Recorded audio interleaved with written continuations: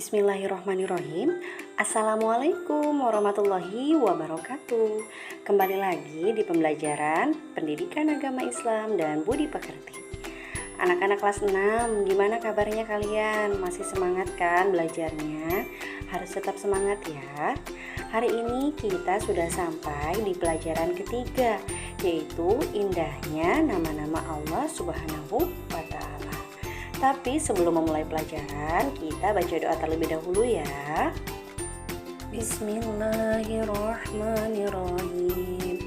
Rabbi zidni ilma warzuqni fahma waj'alni minas sholihin.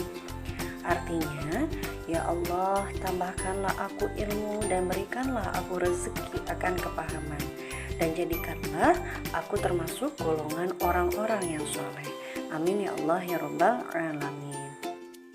Baik, hari ini kita akan belajar tentang Asmaul Husna atau nama-nama Allah yang baik. Kalian semua pasti sudah tahu kan berapa jumlah Asmaul Husna?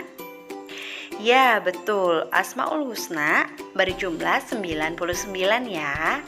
Ayat Al-Quran yang menerangkan tentang Asmaul Husna ini terdapat dalam Quran Surat Al-Isra ayat 110, yang artinya, katakanlah Muhammad, serulah Allah atau serulah Ar-Rahman, dengan nama yang mana saja kamu dapat menyeru, karena dia mempunyai nama-nama yang terbaik atau Asmaul Husna.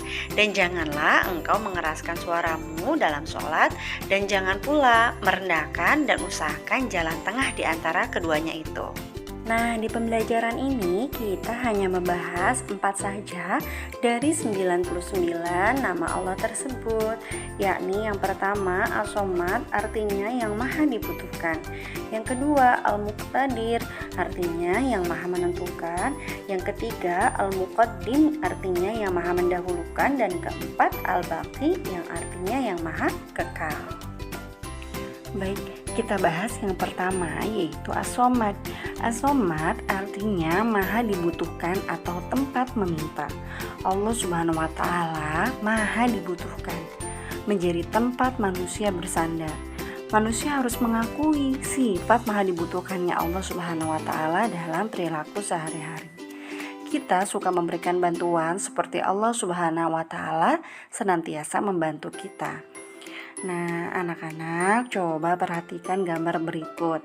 Di sini ada gambar sekumpulan semut yang menggotong makanan bersama-sama. Kita jangan kalah dengan semut.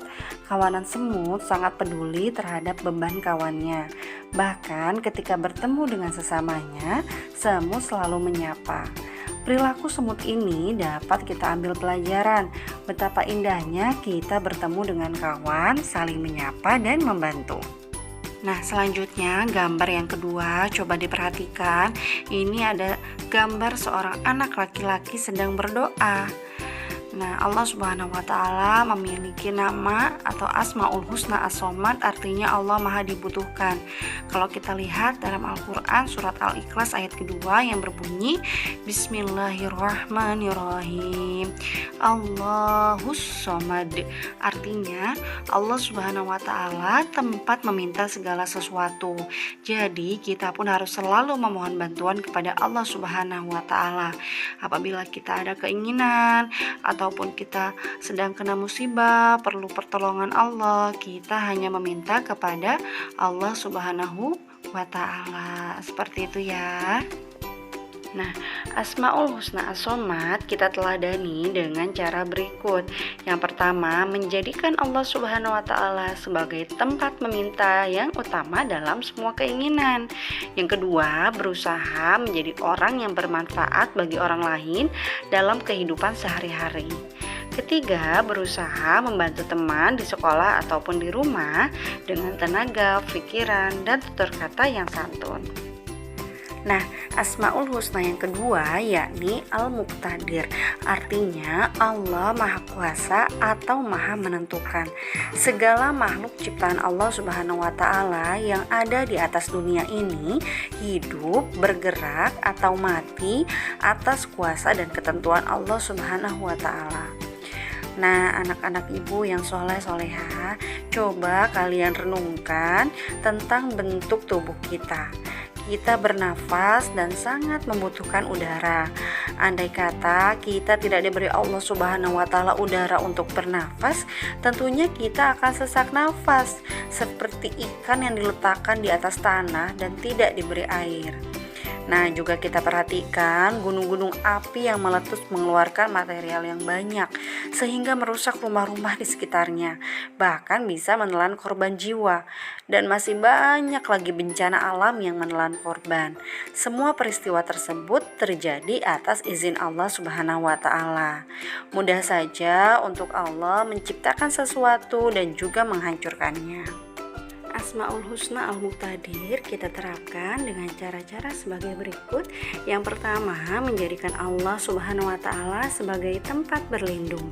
Yang kedua, berlomba-lomba untuk mencari amal kebaikan karena tidak tahu kapan bencana akan datang. Kita lanjut ke Asmaul Husna selanjutnya, yaitu Al-Muqaddim, artinya yang maha mendahulukan. Allah Subhanahu wa Ta'ala maha mendahulukan atas apa yang diciptakannya. Nah, anak-anak ibu yang soleh dan soleha, coba kalian lihat gambar berikut ini. Ada sebuah kursi kayu. Kursi kayu ini bisa kita temui di rumah ataupun di sekolah. Siapa yang membuat kursi kayu? Tentunya tukang kayu. Nah, pertanyaannya, mana yang lebih dulu ada? Apakah tukang kayu atau kursi kayu tersebut? Pasti jawabannya adalah tukang kayu. Nah, begitu juga Allah Subhanahu wa Ta'ala, lebih dulu ada daripada makhluk ciptaannya. Nah, bagaimana cara kita mengakui Asmaul Husna Al-Muqaddim ini? Nah, caranya yang pertama, dalam berbuat kebaikan, hendaknya kita lebih dulu berbuat. Yang kedua, mengerjakan segala sesuatu yang bermanfaat untuk masa depan dan jangan mengerjakan perbuatan yang sia-sia dan merugikan orang lain. Ketiga, kita jangan menunda-nunda pekerjaan, terutama belajar. Yang keempat, mendahulukan kepentingan umum daripada kepentingan diri sendiri. Nah, Asmaul Husna yang terakhir yaitu Al-Baqi, artinya yang maha kekal. Nah, Allah Subhanahu wa Ta'ala merupakan zat yang maha kekal. Kalau kita ingat peristiwa gunung meletus, banjir, kebakaran yang merusak alam, nah ini menandakan bahwa semua itu tidak akan kekal atau akan rusak. Seperti halnya manusia tidak juga kekal karena manusia akan mengalami yang namanya kematian. Nah, anak-anak ibu, apakah kalian pernah membaca atau mengetahui kisah tentang Nabi Ibrahim alaihissalam dalam mencari Tuhan untuk disembah? Nabi Ibrahim pernah menganggap bulan adalah hal yang sangat kekal karena bulan dapat menyinari kegelapan malam. Namun ketika siang tiba, sinar bulan lenyap, kemudian digantikan dengan matahari yang sangat panas.